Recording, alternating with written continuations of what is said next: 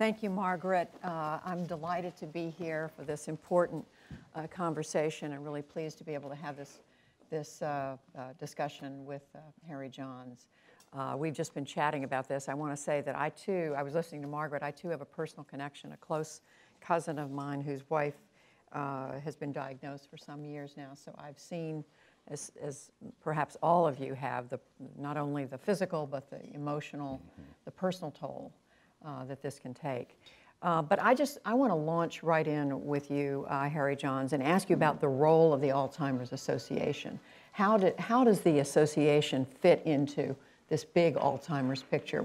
Practically every day we pick up the newspaper or look online, there's another article, maybe another promising development out there about Alzheimer's. How does your organization fit into all this? Well, the Alzheimer's Association is the leading nonprofit entity in the world in Alzheimer's research, care, and support. Here in the United States, we provide care and support to individuals 24 hours a day, 365 days a year, because as you've indicated, the devastation to the families as well as the individual is so great. They need that kind of support each and every day.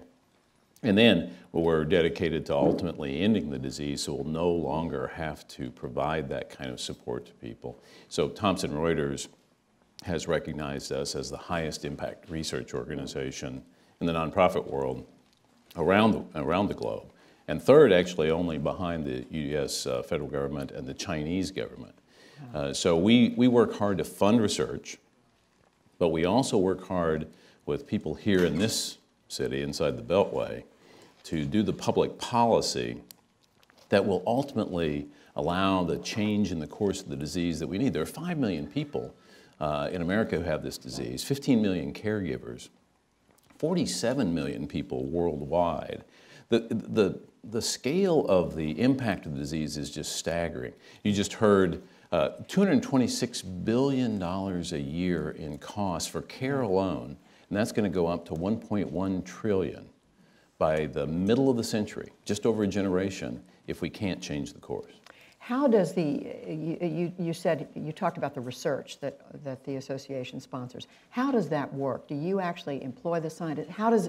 What's your relationship with these scientists? The money that you raise, how does it get to them for their work? We fund globally. So we have a group of researchers around the world, 6,000 of them, who help us identify the very best projects.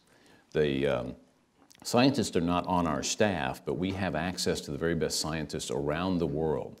I think you know, right now, the reason we're here is we're running what is the largest research meeting in the world. We move it around to locations around the world. So we have researchers here from everywhere who are working every day on this problem. So we not only directly fund as well as try to move public policy to increase funding that's so badly needed, but we also convene to gain collaboration around the world on what the latest is that's happening so that we don't lose what is the advantage of that communication. This meeting used to occur every 2 years. We've moved it annual because that exchange among the scientists is so valuable and so productive. Is research the only thing that the association is focused on? No, in terms of care and support in every community around the United States, we have chapters who make a difference in people's lives every day because of the very kind of thing that you've experienced yourself. Right. My own mother had this disease, so I've seen it up close, and my wife's mother just died with the disease within the last several weeks, actually. So I too have seen it up close. I appreciate that. So people, there are, again, 15 million caregivers right now who need that help, and all of that is set to triple by the middle of the century again if we don't change the course. So those people need that help every day. How do you know at any given time, and I want to ask you about the fundraising and about the support that you have to get from this government and other governments, but how do you know which research to focus on? There have to be so many promising, smart, young scientists out there who say, I have an idea, there's something I want to do. How do you decide? Well, the first thing is absolutely true. I don't know. I'm not a scientist. But again, we have access to the very best scientists around the world. At this meeting, we have about 4,500 people, most of them scientists. And again, many of those people work with us on an ongoing basis. When we get applications for projects, applications for funding, we have thousands of people around the world who help us choose those projects, along with what is a medical and scientific advisory council made up of people who are at the very top of their field. And so we can look at a project on any kind of vertical basis and have experts from around the world to take a look at that to see what they think is the most promising. We have for years and years at the association funded what is the cutting edge of research when others won't, when others haven't been able to.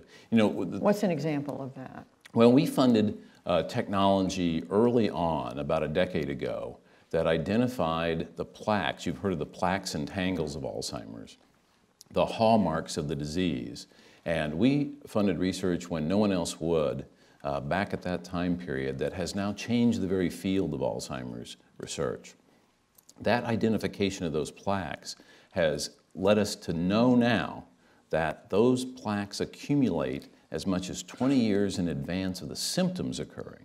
So that the thinking in the field today, very different than it was even just a few years ago, is that we must intervene in advance of the symptoms. And if we can do that, we can potentially slow or even stop the progression. If we could even slow the progression by 5 years, we could cut the impact in half, both the human devastation and the cost that are so devastating already. But my understanding is you're still, I don't mean you personally, but the field is still a distance away from being able to do that. We are a distance away potentially from ultimately realizing the ambition of the Alzheimer's Association. Our vision is a world without Alzheimer's. We're a distance from that. But again, I'm not a scientist, but the way I read the situation is we are within a reasonable period, a few years of seeing what would be the initial treatments. Now, we have treatments today that don't actually change the underlying course of the disease, but I believe we're probably just a few years from seeing the initial treatments, but it will take years to develop what will be the sufficient treatments.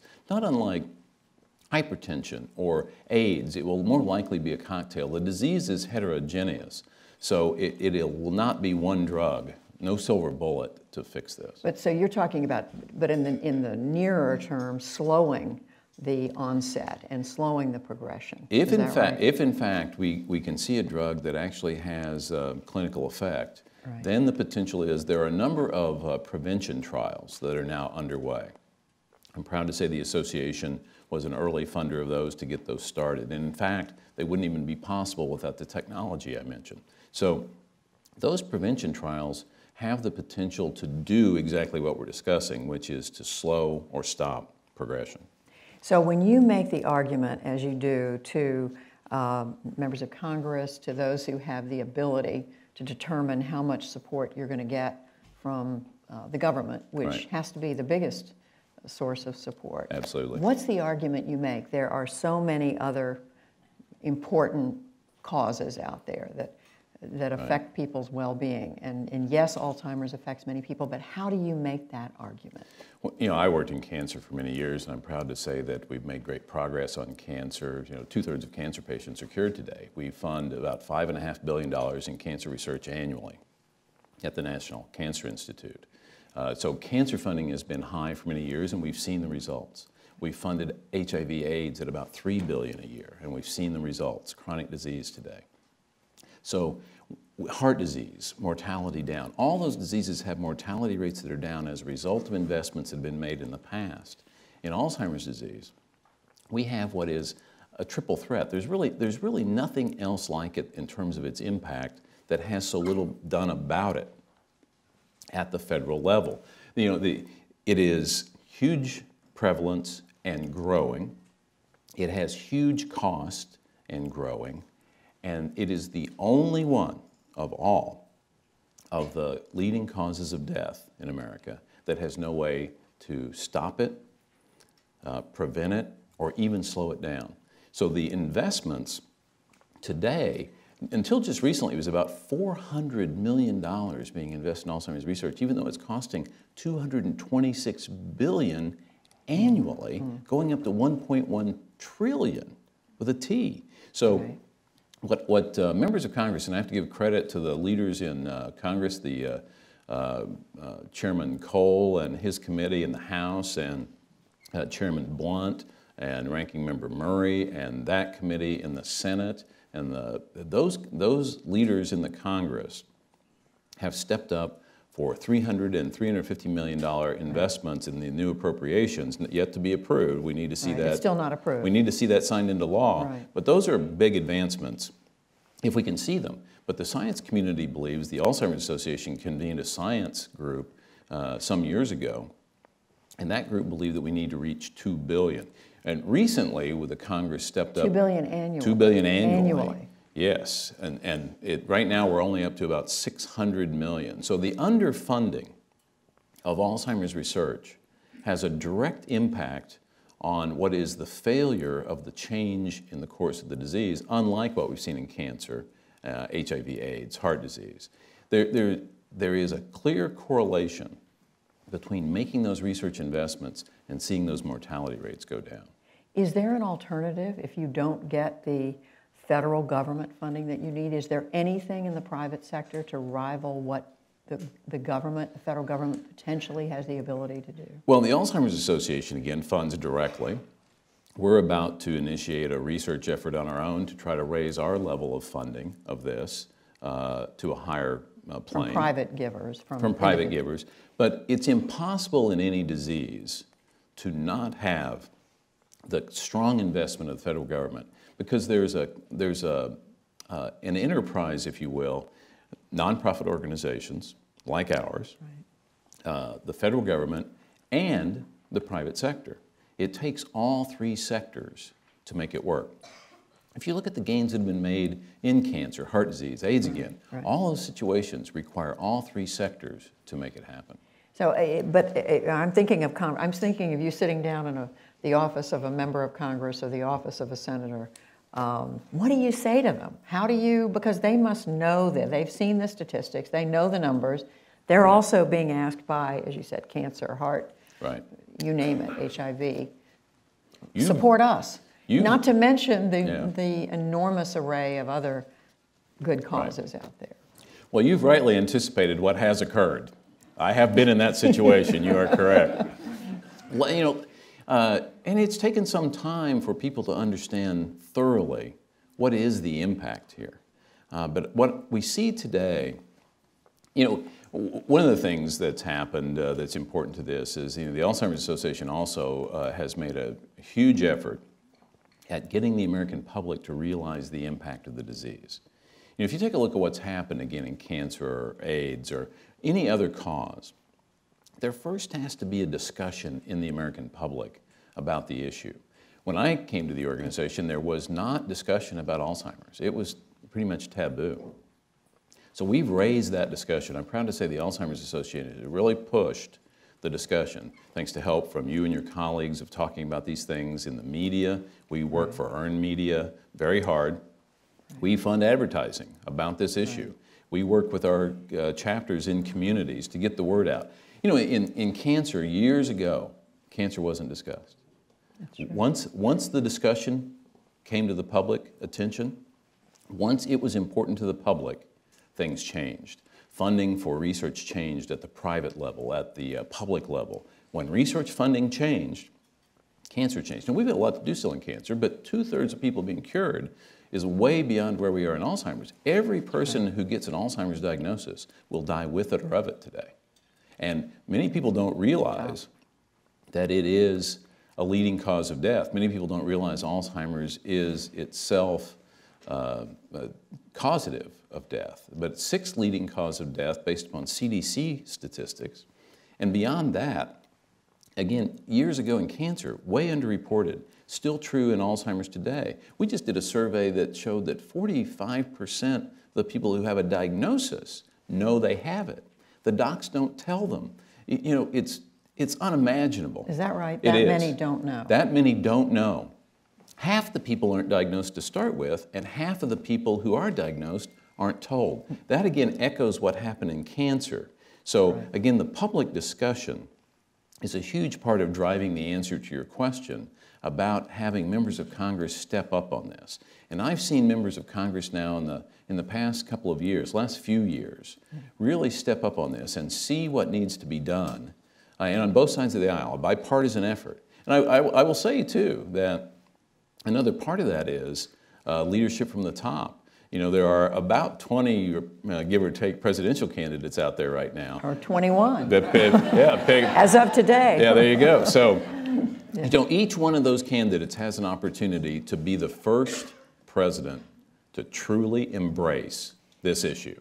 It has not yet truly been done. So any one of those people, all of them, as far as I'm concerned, I would hope they would all embrace the issue, because there is leadership opportunity here both for the Congress and for the president. Instead of the sixth leading cause of death, it is more likely higher.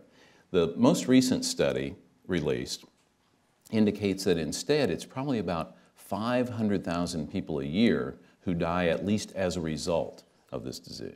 How important then, I mean, I know there are still people who believe, who are ashamed, embarrassed to talk about a family member with Alzheimer's. It's still a very delicate. How do you change that? Because it sounds like that's an important part of this story. It is. So we continue to try to raise the discussion to reduce stigma, and I believe we've come a long way with that. You know, just on Sunday here at our conference, we hosted a session of people who have a really rare form of the disease, the genetic form of the disease, which is absolute. If they have the gene mutation, they will get the disease. Now, that's only about 1% of all incidence, all prevalence, but to see those people together, to come to that meeting together, to talk about that, and to be public about it, is the kind of thing that can truly change the discussion and the stigma. I really give them great credit. Anyone who has a diagnosis, anyone, the people with diagnosis and their caregivers who step up to talk about this have the single greatest effect on answering the issue you've raised. I'm being given time cues and I can't read it to save my life. I'm sorry, it's over there in the dark. Is it finished? All right. Any last thought you want to leave everybody with? Well, certainly I appreciate everyone who is helping us advance this. It takes a huge team effort to do so. And I particularly thank the leaders in Congress who are stepping up on this. Even if those appropriations go through, we've still got to get it much higher. And if we make those investments, the science is promising enough that we can change the course of this disease, just as we've changed the course of others. It can happen, it can be done, we just have to invest to see it done. Harry Johns, thank you very much. Thank you. I appreciate it. Thank you.